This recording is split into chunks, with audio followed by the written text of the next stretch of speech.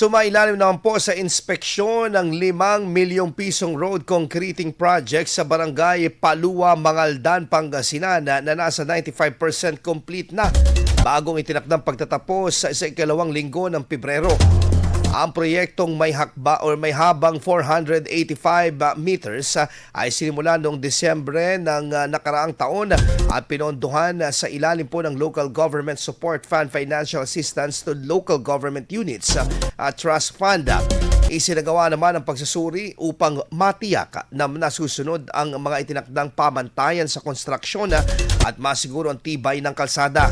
Batay sa tala ng monitoring team, inaasahang magbibigay ito ng dagdag na sigla sa turismo sa nasabing bayan dahil magsisilbi itong daan patungo sa Angalacan River at sa Ecotourism Road. Tinatayang nasa 200 na residente ang direktang makikinabang sa nasabing proyekto, kabilang ang mahigit 40 magsasaka na mas mapapadali pa ang pag-atid ng kanilang mga ani sa pamilihan at ang pagpunta sa kanilang mga sakahan para sa mga gawaing agrikultural.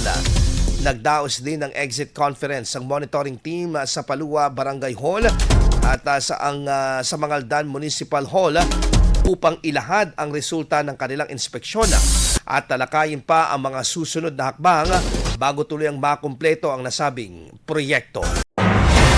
IFM News. IFM News. IFM News.